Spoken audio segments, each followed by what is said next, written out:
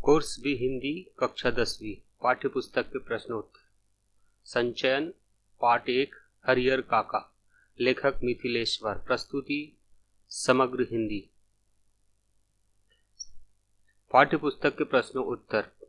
प्रश्न 1, कथावाचक और हरिहर काका के बीच क्या संबंध है और इसके क्या कारण है। उत्तर है, कथावाचक और हरिहर काका के बीच मित्रता का संबंध है, क्योंकि जब कथावाचक छोटे थे तो हरिहर काका उनको अपने कंधे पर बैठाकर घुमाया करते थे। एक पिता जितना दुलार अपने पुत्र से करता है, उतना दुलार हरिहर काका कथावाचक से करते थे। जब कथावाचक सयाने हुए तो वे अपनी मन की सभी बातें हरिहर काका से करते थे और हरिहर काका भी अपने मन की सभी बातें कथावाचक को बताते थे। उनसे कुछ नहीं छिपाते थे। दोनों में अपार स्नेह था। प्रश्न 2, हरिहर काका को महंत और अपने भाई एक ही श्रेणी के क्यों लगने लगे। और इसका उत्तर है, हरिहर काका को महंत और अपने भाई एक ही श्रेणी के इसलिए लगने लगे क्योंकि दोनों ही हरिहर काका की जमीन हथियाना चाहते थे। इसके लिए दोनों ने पहले हरिहर काका की बड़ी आवभगत की, उनका बड़ा ध्यान रखा, लेकिन जब हरिहर काका ने अपनी जमीन किसी के भी नाम न की तो उन्हें मारा पीटा गया। कई तरह की यंत्रणाएं दी गई। महंत ने तो उन्हें अगवा भी कर लिया था। इस प्रकार हरिहर काका के समक्ष उनकी सच्चाई सामने आई तो दोनों एक ही श्रेणी के लगने लगे। प्रश्न 3, ठाकुर बारी के प्रति गांव वालों के मन में अपार श्रद्धा के जो भाव है, उससे उनकी किस मनोवृत्ति का पता चलता है।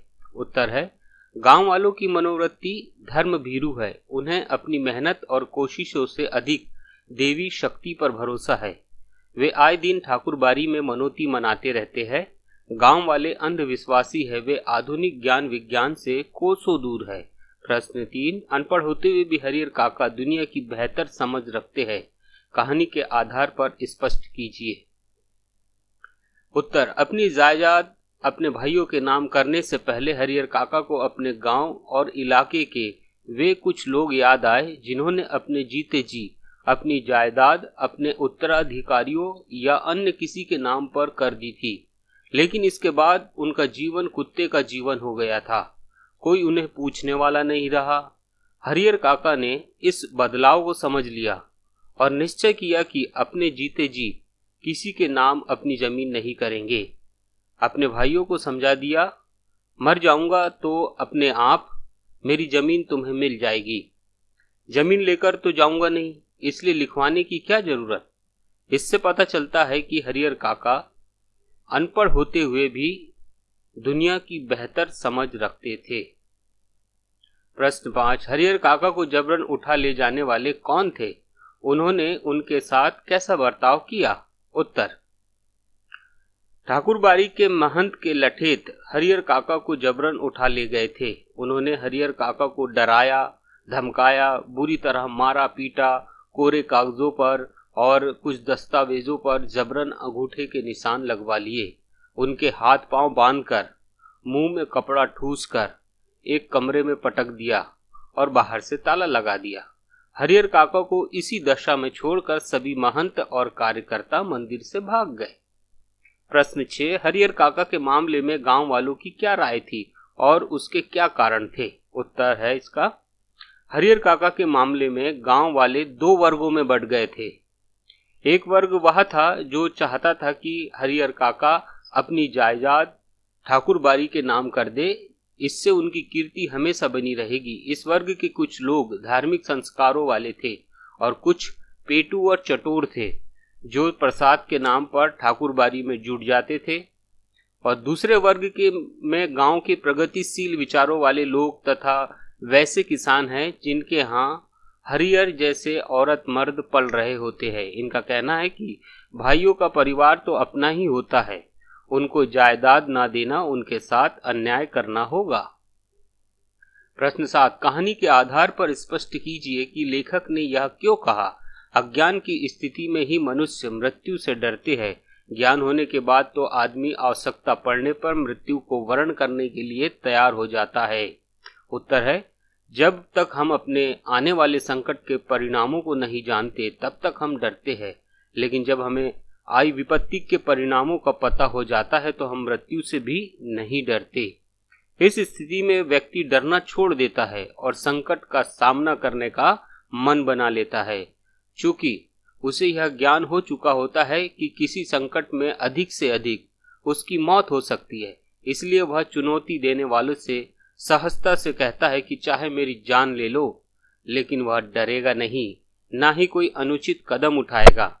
हरिहर काका एक बार महंत द्वारा कष्ट भोग चुके थे, अतः जब उनके भाई उनसे जबरदस्ती निशान लेना चाहते थे तो वो बिल्कुल नहीं डरे और अपने भाइयों का विरोध किया। प्रश्न 8, समाज में रिश्तों की क्या अहमियत है, इस विषय पर अपने विचार प्रकट कीजिए। इसका उत्तर है, समाज में रिश्तों की अहमियत सामाजिक, पारिवारिक और आर्थिक कारणों से है, क्योंकि रिश्ते हमारे अंदर आत्मविश्वास पैदा करते हैं। हमारे रिश्तेदार हमारे सुख दुख में हमारी सहायता करते हैं, हमारा हौसला बढ़ाते हैं।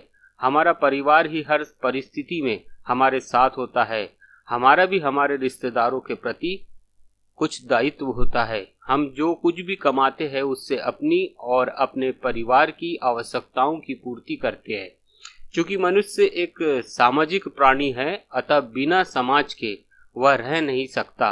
मनुष्य को अपने पूरे जीवन काल में रिश्तेदारों की आवश्यकता पड़ती है, अतः हमारे प्रत्येक उत्सव व कार्यक्रम में रिश्तेदारों की मदद ली जाती है, उन्हें सम्मिलित किया जाता है।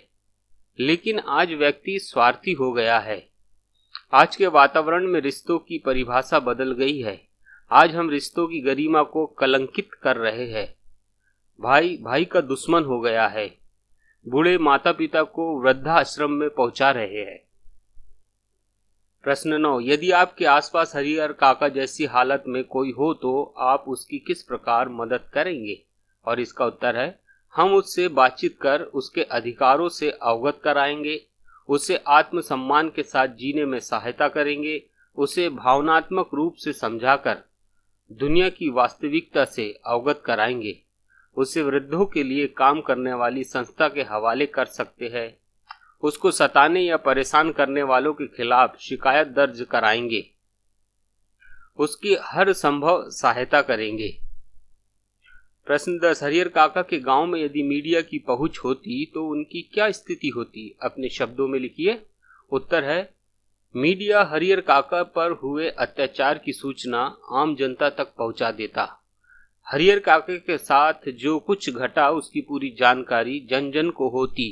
सरकार का ध्यान भी इस ओर जाता और कोई बड़ा कदम उठाया जाता। कई संस्थाएं उनकी मदद के लिए आगे आती और उन्हें सुरक्षा प्रदान करती। हरिहर काका के साथ जो पहली घटना हुई तभी दोषियों को सजा मिल जाती और उनके भाइयों को अत्याचार करने का मौका नहीं मिल पाता। हरिहर काका अपना बाकी का जीवन चिंता मुक्त और आराम से गुजार पाते। कोई उनकी ओर आंख उठाकर नहीं देखता। धन्यवाद। समाप्त।